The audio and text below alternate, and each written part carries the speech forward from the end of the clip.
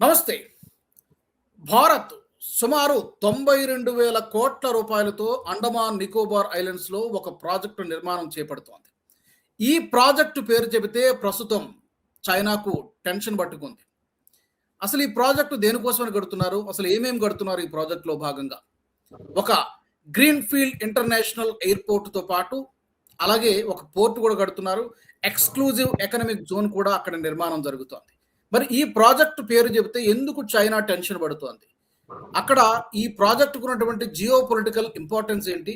రక్షణ పరంగా మనకి ఎంతవరకు ఉపయోగపడుతుంది? అలాగే ఇండో పసిఫిక్ ప్రాంతంలో భారత్ తన శక్తి సామర్థ్యాలను ఏ మేరకు పెంచుకోగలుగుతోంది?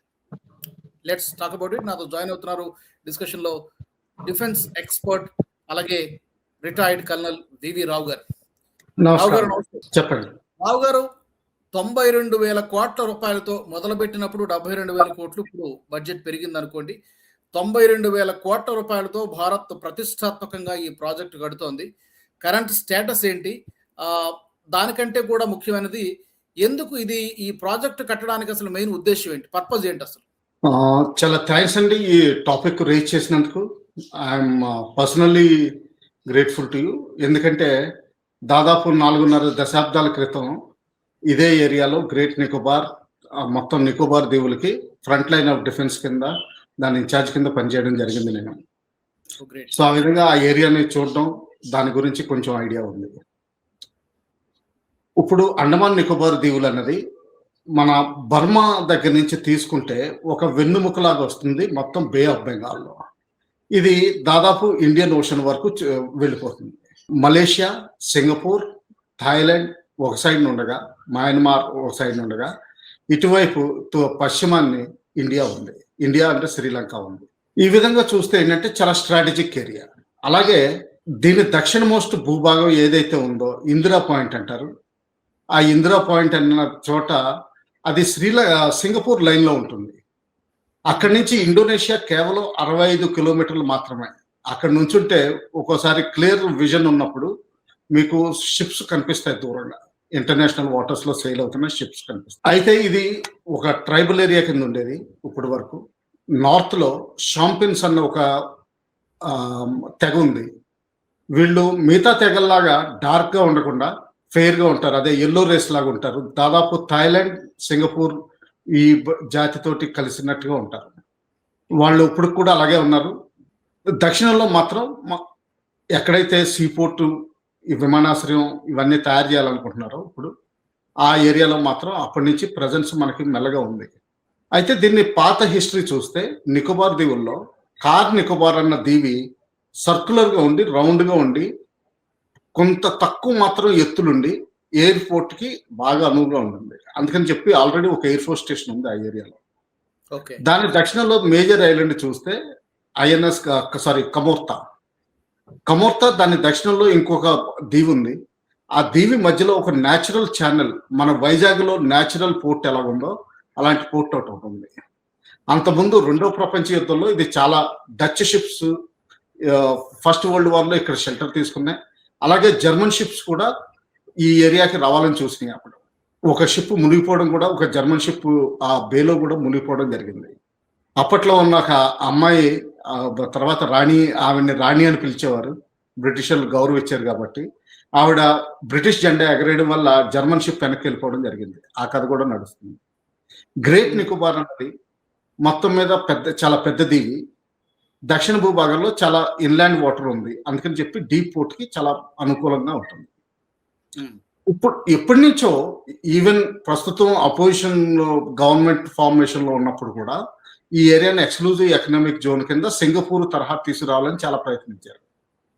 అయితే ఎన్విరాన్మెంటలిస్ట్, తర్వాత యాంథ్రోపాలజీ అంటే ఈ షాంపెన్ తెగ ఏదైతే ఉందో వాళ్ళని ప్రొటెక్షన్ కోసం వాళ్ళు పోరాడడం, తర్వాత ఎన్విరాన్మెంట్ గురించి పోరాడడం, తర్వాత మన భారత భూభాగానికి చాలా దూరం అవడం, చాలా దూరంగా ఉంటుంది. అందుకని చెప్పి 1962లో ఆ ఏరియాలో హ్యాబిటేషన్ మొదలైంది. మామూలు మన రెగ్యులర్ పాపులేషన్ 62లో ఎక్స్ సర్వీస్ మెన్కి అక్కడ చాలా వరకు 5 ఎకరాల పొలం ఇచ్చి సాగు చేసుకోవడానికి పర్మిషన్ ఇచ్చారు. ఆ సాగు కొబ్బరి తోటలు వేయడం వల్ల చాలా వరకు ప్రాస్పర్ అయ్యారు. తర్వాత మెయిన్‌ల్యాండ్ లో పిల్లలు పంపించి చదువు, ఎడ్యుకేషన్ అది ఇంప్రూవ్ చేసుకుని ట్రాక్టర్స్ ఇవన్నీ కూడా ఇంప్రూవ్‌మెంట్ చేశారాళ్ళు. వాళ్ళ తరపు నుంచి వాళ్ళు చాలా చేశారు. అయితే దీని స్ట్రాటజిక్ ఇంపార్టెన్స్ ఏంటంటే మలక్కా స్ట్రెయిట్ దేన్నంటారో ఇండోనేషియాకి మన భారతదేశానికి మధ్యలో ఉన్న 65 కిలోమీటర్లు ఇంటర్నేషనల్ వాటర్స్ లో పాస్ అయ్యే విధంగా అక్కడ ఒక కంట్రోల్ వస్తుంది మనకి. సెకండ్ థింగ్ ఏంటంటే దీని తర్వాత మళ్ళా సింగపూర్, ఇండోనేషియా మధ్యలో సెకండ్ కంట్రోల్ వస్తుంది. ఈ ఈ ప్రాంతంలో దాదాపు 25-33% ప్రపంచ ట్రేడ్ ఏదైతే ఉందో ఈ ప్రాంతంలో నడుస్తుంది. ఎందుకంటే complete south east Asia including Japan, Australia దీని మీద ఆధారపడతారు. China major importer in the world. China సముద్ర ద్వారా ఇంపోర్ట్ చేసే అన్ని ఈ ద్వారానే వెళ్ళాలి. సో ఆ విధంగా మనకి నిజంగా స్ట్రాటజిక్ గా చాలా ఉంటుంది. MH370 అన్నది మలేషియా నుంచి వెనక్కి తిరిగి ఇండోనేషియాలోకి ఇండియన్ ఓషన్ లోకి వెళ్ళిపోయి ఎక్కడో ఆస్ట్రేలియాకి పశ్చిమాన సముద్రంలో కూలిపోయిందని ఒక అనుమానంగా ఉంటుంది. అంటే ఏంటంటే ఈ ప్రాంతం నుంచే ఇక్కడ వెళ్ళే అవకాశం ఉంది. సో కంప్లీట్ ఇండియన్ ఓషన్ ఎక్కడైతే అంటార్కిటికా ఉందో అక్కడి వరకు ఈ సముద్రం కంట్రోల్లోకి వస్తుంది. మొన్న మధ్యన కూడా లాస్ట్ మంత్ నవంబర్, డిసెంబర్లో 3 సార్లు విశాఖపట్నం నుంచి మిసైల్స్ ఫైర్ చేస్తామంటూ నోటం ఇష్యూ చేసింది ఇండియన్ గవర్నమెంట్.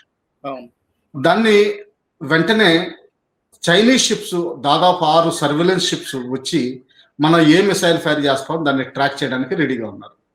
అందువల్ల క్యాన్సిలేషన్ చేయడం, తర్వాత ఫైనల్గా ఒక K4 మిసైల్ మన పాత ప్రెసిడెంట్ కలాం గారి పేరు మీద పెట్టింది కలాం 4 అన్న మిసైల్. ఇది strategic ballistic submarine launch SSBN missile. ఇది అది మన న్యూక్లియర్ వార్ఫేర్ లో థర్డ్ డైమెన్షన్ అంటారు. అంటే మొత్తం భూభాగం అంతా నాశనం అయిపోయినా కానీ మనకి ఇంకా సముద్రం లోపల, సముద్ర గర్భంలో 1 కిలోమీటర్ లోతులో న్యూక్లియర్ వెపన్స్ తీసుకుని మన సబ్మెరీన్స్ ఉంటాయి. మనకి ప్రస్తుతానికి సెకండ్ స్ట్రైక్ క్యాపబిలిటీ అంటారు కదా, అదేనా? సెకండ్ స్ట్రైక్ క్యాపబిలిటీ అంటారు. ఆ సెకండ్ స్ట్రైక్ క్యాపబిలిటీ ప్రూవ్ చేశాం. ఈ నెల కూడా మళ్ళీ ఇంకో నోటం ఇష్యూ చేశారు. బహుశా ఈ సంక్రాంతి టైంలో 11th to 17th ఇష్యూ చేశారు. ఈ టైంలో కూడా ఇంకోటి మిసైల్ ఫైర్ చేసే అవకాశం ఉంది. ఇది 3వ మిసైల్ అవుతుంది ప్రస్తుతానికి దాదాపు లాస్ట్ 5 years లో. సో దీనివల్ల మన కెపాసిటీ తెలుస్తుంది.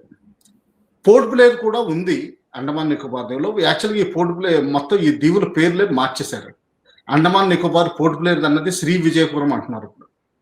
అలాగే వీటిని విజయ్ అన్నది అంటే విజయ్ షాహీద్ అన్న పేర్లు పెట్టారు. ఏదైతే నేతాజీ గారు INA తరఫుని అండమాన్ నికోబార్ వచ్చారో ఒకప్పుడు అదే పేర్లు పెట్టడం జరిగింది. సో ఆ విధంగా ఇది నిజంగా స్ట్రాటజిక్ గా ఉంటుంది. పోర్టు నిజంగా ఇక్కడ ట్రేడ్ జరుగుతుందా అన్నది కొంచెం క్వశ్చన్. ఎందుకంటే అక్కడ డెవలప్మెంట్ వస్తేనే కానీ ఈ ట్రేడ్ జరిగే అవకాశాలు లేవు. అంటే లార్జెస్ట్ ట్రాన్సిట్ పోర్ట్ అంటున్నారు.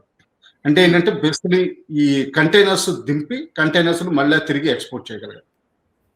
దానికి ఏంటంటే చాలా డెవలప్మెంట్, సివిల్ డెవలప్మెంట్ కూడా కావాల్సి ఉంటుంది, ఇండస్ట్రియల్ డెవలప్మెంట్ కూడా కావాల్సి ఉంటుంది, ఎస్పెషల్లీ ట్రేడ్ హబ్ కింద ఎదగాల్సి ఉంటుంది. అయితే సార్ ఇక్కడ ఒకటి ఓకే, ఒక ట్రేడ్ అనేది చాలా వరకు అక్కడ జరుగుతోంది అనేది ఒకటి. ఇది చైనాకి ఏ విధంగా, ఎందుకంటే నేను అటు విన్నాను ఒకటి స్ట్రింగ్ ఆఫ్ పాల్స్ అని ఏదో ఒకటి ఉంటుంది.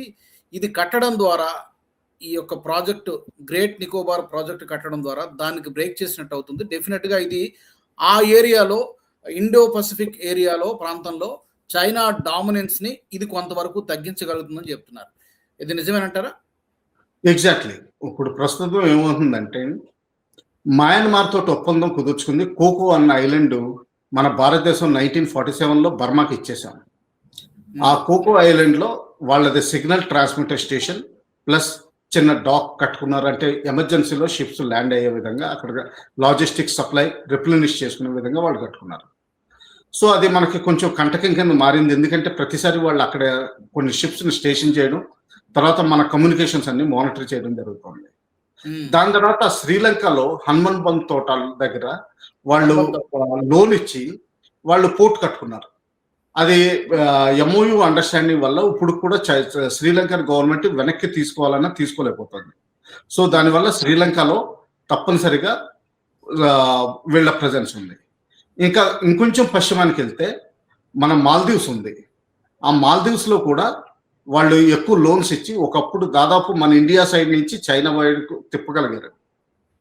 ఇంకా మిగతాదంటారా, అటు హార్న్ ఆఫ్ ఆఫ్రికా అంటే మన సూయజ్ కెనాల్ వెళ్తే అక్కడ ఇథియోపియా దగ్గర ఒక పోర్ట్ తీసుకున్నారు, ఎక్కడైతే సూయజ్ కెనాల్ ఎంట్రీ అవుతాయో షిప్స్. అలాగే ఇంకా యమన్ లో కూడా ఇరాన్ యమన్ దీని ద్వారా ట్రై చేస్తున్నారు. దీనివల్ల ఏమవుతుందంటే సూయజ్ కెనాల్ వరకు చైనాకి ఏదైతే సీ రూట్ ఉందో కంప్లీట్ డామినెన్స్ వచ్చింది. దాన్ని బ్రేక్ చేయడానికి మన ఇండియన్ ఓషన్ లో మన ప్రెజెన్స్ చూపించడానికి మనకి నియరెస్ట్ పోర్ట్స్ ఉన్నాయి. పోర్ట్ బ్లేర్ లో యూనిఫైడ్ కమాండ్ ఒకటి ఉంది, తర్వాత మన మద్రాసులో ఒకటి ఉంది, తర్వాత కొచ్చిన్లో ఉంది. ఇంకా అంతకంటే మనకి మాల్దీవ్స్ లో మన ప్రెజెన్స్ పెద్దగా లేదు. ఇప్పుడు ఒకప్పుడు కొన్ని సివిలియన్ ఎయిర్ క్రాఫ్ట్ పెట్టినా కానీ మనకి అంత డామినేషన్ లేదు. ఎప్పుడైతే ఎవరి మీద ఆధారపడకుండా ఈ గ్రేట్ నికోబార్ లో పెడతామో మనకి కేవలం 50 కిలోమీటర్స్ దూరంలో చైనీస్ షిప్స్ పాస్ అవ్వాల్సిందే. ఒకవేళ బే ఆఫ్ బెంగాల్లోకి వచ్చి 1971లో లాగా అమెరికాలో బెదిరించాలన్నా కానీ ఇక్కడి నుంచి పాస్ అవ్వాల్సిందే దీని పక్క నుంచి. సో ఆ విధంగా స్ట్రాటజిక్ గా చైనా కంటిన్యూస్ డామినేషన్ బ్రేక్ చేస్తుంది, అందులో డౌట్ లేదు. అంటే ఏదైనా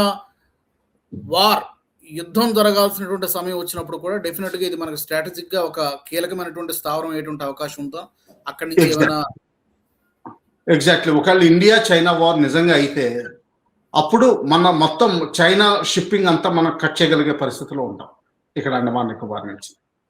అక్కడ లడాక్ లోను, అరుణాచల్ ప్రదేశ్ దగ్గర కానీ, సిక్కిం దగ్గర కానీ, ఉత్తరాఖండ్ లో స్లైట్ డిస్ప్యూటెడ్ పోర్షన్ దగ్గర కానీ, నేపాల్లో ఎక్సెసివ్ ఇంటర్ఫిరెన్స్ కానీ, అలాగే భూటాన్లో ఇంటర్ఫియర్ అవ్వడం కానీ, లేకపోతే బంగ్లాదేశ్ అన్నట్టుగా మేము నార్త్ ఈస్టర్న్ స్టేట్స్ని వేరు చేసేస్తాం, మేము చికెన్ నుంచి బంగ్లాదేశ్ చైనాకి కలిపేసుకుంటాం దారి, ఇలాంటి థ్రెట్స్ అన్నిటికీ ఒకసారి దూరం చేసేస్తుంది. ఇటువంటిది అన్నిటికీ సర్వరోగ నివారణలాగా పనిచేస్తుంది ఈ డీపోర్ట్ అండ్ ఎయిర్పోర్ట్ దాదాపు 3300 మీటర్లు. అంటే ఏంటంటే ప్రపంచంలో ఈ రోజున ఉన్న ఏ సివిల్ ఎయిర్ క్రాఫ్ట్ కానీ మిలిటరీ ఎయిర్ క్రాఫ్ట్ కానీ అక్కడ దిగే అవకాశాలు ఉన్నాయి. దీంతో ఇంతే కాదండి, ఒకవేళ నిజంగా మన అమెరికాకి ఏదైనా ఒకవేళ సౌత్ చైనా సీలో కానీ తైవాన్లో కానీ చైనా ఏదైనా సరే ఉద్రిక్త చర్య బహుశా జరిగే ప్రయత్నాలు 2 సంవత్సరాల్లో జరిగే అవకాశాలు చాలా ఉన్నాయి. అటువంటి టైంలో అమెరికా అటువంటిది నాటో కూటములకు కూడా మనం హెల్ప్ చేయగలిగే అవకాశంలో ఉంటాం. ఆల్రెడీ 4 years అక్కడ పని జరిగింది. నేను ఉన్నప్పుడు చిన్న జెట్టి ఉండేది, ఆ జెట్టి ఇప్పుడు చాలా పెద్దదైందని విన్నాను. సో లాజిస్టిక్ సపోర్ట్ కానీ ఏదైనా మనం ఇవ్వగలిగే పరిస్థితుల్లో ఉంటాం. So against China South China సీలో కూడా మన డామినేషన్ కి పెరుగుతుంది. ఓకే, సో 1 రక్షణ పరంగా, 2 వ్యాపార పరంగా, 3 జియోపొలిటికల్ భౌగోళిక రాజకీయాల్లో కూడా భారత్కి ఇది చాలా చాలా కీలకమైనటువంటి ప్రాజెక్ట్ అని మనకు అర్థమవుతుంది. చివరగా సార్, దీనివల్ల వ్యాపారము, ఉద్యోగ అవకాశాలు కూడా ఎంతో కొంత అక్కడ వచ్చేటువంటి అవకాశం ఉంటుందా ఆ ప్రాంతంలో? నాకు వ్యాపార పరంగా పెద్దగా అనిపించట్లేదండి. ఎందుకంటే 130 కిలోమీటర్లు ఈ ఎక్స్క్లూజివ్ పోర్ట్ జోన్ కి డెసిగ్నేట్ చేశారు. 130 కిలోమీటర్ల దారంలో ఏరియాలో మీకు పోర్టు, ఎయిర్పోర్టు చూసుకునేసరికి చాలా ఏరియా కవర్ అయిపోతుంది. ఇంకా మిగతా 65 స్క్వేర్ కిలోమీటర్స్ అన్నది ఇది నిజంగా ఎక్స్క్లూజివ్ ఎకనామిక్ జోన్ చేయొచ్చు. కాకపోతే ఏంటంటే అక్కడ దానికి స్కిల్డ్ పర్సన్స్, వాళ్ళకి రెసిడెన్షియల్ ఏరియాస్, వాళ్ళకి స్కూల్స్, కాలేజెస్ ఇవన్నీ కట్టడానికి ఏంటంటే 2 సిటీస్ ప్లాన్ చేస్తున్నారు. సిటీస్ అంటే టౌన్స్ అనుకోండి. ప్రస్తుతానికి అరౌండ్ 8,000 to 10,000 పాపులేషన్ అనుకోవచ్చు. ఫ్లోటింగ్ పాపులేషన్ తోటి చూస్తే అరౌండ్ 10,000. దీన్ని బహుశా 75,000 వరకు తీసుకెళ్ళొచ్చు, కానీ ఇంక అంతకంటే నాకేమీ అనిపించట్లేదు. సో కానీ ట్రాన్సిట్ పోర్ట్ అంటే ఏంటంటే కంటైనర్లు దింపడం, కంటైనర్లు ఎక్స్పోర్ట్ చేయడం, ఇటువంటి వాటికి వీలుగా ఉంటుంది అనిపిస్తుంది. సో ఎప్పటికల్లా ఈ యొక్క గ్రేట్ నికోబార్ ప్రాజెక్ట్ అనేది ఫస్ట్ ఫేజ్ ఎన్ని ఫేజ్ లో పూర్తి చేస్తారు? ఎప్పటికల్లా అది పూర్తి అవుతుంది? ఇది ఒక 30 years పడుతుంది అనుకుంటాను. ఎందుకంటే ప్రస్తుతానికి డీప్ పోర్ట్ మెయింటెనెన్స్, ఎందుకంటే డీప్ పోర్ట్ అంటే చాలా అవసరాలు ఉంటాయి. దానికి టక్స్ కావాల్సి ఉంటుంది, బెర్తింగ్ ఏరియాస్ కావాల్సి ఉంటుంది, క్రేన్స్ కావాల్సి ఉంటుంది, దానికి కావాల్సిన మ్యాన్ పవర్ కావాల్సి ఉంటుంది, ఇవన్నీ ఉంటాయి. తర్వాత వాళ్ళకి లాజిస్టిక్స్, ఫ్రెష్ వాటర్ సప్లై, ఎందుకంటే అది దీవి, అక్కడ వాటర్ సప్లై లిమిటెడ్గా ఉంటుంది. అంటే ఏంటంటే డీలిసాలినేషన్ చేయాల్సి ఉంటుంది వాటర్ని. అలాగే పవర్ సప్లై మీరు హైడ్రో ఎలక్ట్రిసిటీ కానీ, న్యూక్లియర్ ఎలక్ట్రిసిటీ కానీ, ఇటువంటి సోలార్ ఎలక్ట్రిసిటీ కూడా చేయడం కష్టం అవుతుంది. ఎప్పుడు వాన కురుస్తుంది అక్కడ, పర్పెచువల్గా ట్రాపికల్ ఏరియా కాబట్టి హ్యూమిడిటీ ఎక్కువ ఉంటుంది. అందుకని చెప్పి mixture of solar power oblique diesel power plants పెట్టాల్సి ఉంటుంది. ఆల్రెడీ గవర్నమెంట్ 450 వోల్ట్ ఆంపియర్స్ ఎంతో పవర్ జనరేషన్ ప్లాన్ చేసినట్టున్నారు. ఇది పోర్ట్కి ఎయిర్పోర్ట్కి సరిపోతుంది. ఇటువంటి రిస్ట్రిక్షన్స్ ఉంటాయి. తర్వాత అక్కడ వసతిగా ఉండడానికి అది నిజంగా మంచి క్లైమేట్ కాదు. ఎందుకంటే అక్కడ ట్రాపికల్ డిసీజెస్, మలేరియా ఇటువంటివన్నీ కూడా చాలా ఉంటాయి. మన అంతకుముందు పోర్ట్ బ్లేర్ దగ్గర కాలపానీలో విన్నాం, మలేరియా ఎఫ్లెక్షన్ ఇవన్నీ చాలా ఉంటాయని. అటువంటివి కూడా అంటే రియల్గా హ్యాబిటబుల్ కాదు అది. ఎనీవే మొత్తానికి అంటే ఎక్కువ మంది జనాభా ఉండడానికి ఆస్కారం లేకపోయినప్పటికీ మిగిలిన ప్రయోజనాలు చాలా ఎక్కువ ఉన్నాయి కాబట్టి ప్రభుత్వం అంత పెద్ద మొత్తంలో అక్కడ డబ్బును ఇన్వెస్ట్ చేస్తున్నట్టుగా మనకు కనబడుతోంది. మీరు అన్నట్టుగా సాధ్యమైనంత త్వరగా అది పూర్తయితే తప్పకుండా ఆ ఇండియన్ ఓషియన్ రీజియన్లో, ఇండో పసిఫిక్ ప్రాంతంలో భారత్ యొక్క ఆధిపత్యం పెరుగుతుంది, చైనా డామినెన్స్ తగ్గుతుంది. అది జరగాలని కోరుకుందాం రావు గారు. Very soon. Thank you very much. మా ప్రేక్షకులు కూడా ఈ అంశానికి సంబంధించి, ఈ గ్రేట్ నికోబార్ ప్రాజెక్టు సంబంధించి మీ అభిప్రాయాలను కూడా తప్పకుండా కామెంట్ సెక్షన్లో తెలియజేయచ్చు. అలాగే మా ఛానల్ నుంచి ఇంకా ఎలాంటి టాపిక్స్ని మీరు కోరుకుంటున్నారో అది కూడా తప్పకుండా మీరు కామెంట్స్ ద్వారా మాకు చెప్పొచ్చు. తప్పకుండా మీ ఫీడ్బ్యాక్ని మాత్రం మాకు తెలియజేయండి. చాలా వరకు మమ్మల్ని మేము అప్గ్రేడ్ చేసుకోవడానికి చాలా వరకు ఉపయోగపడతాయి. మరొక ఎపిసోడ్లో మరొక వీడియోతో మళ్ళీ కలుద్దాం. జై హింద్, జై భారత్. ఈ వీడియో మీకు నచ్చినట్టయితే లైక్ చేయండి, 10 మందికి షేర్ చేయండి. అలాగే కామెంట్ల రూపంలో మీ అభిప్రాయాలను మాతో పంచుకోండి. Nationalist hub group of channels ను సబ్స్క్రైబ్ చేసుకుని తెలుగునాట జాతీయవాద జర్నలిజాన్ని ప్రోత్సహించండి. ఈ వీడియో కింద ఉన్న బెల్ ఐకాన్ పై క్లిక్ చేయడం మర్చిపోవద్దు.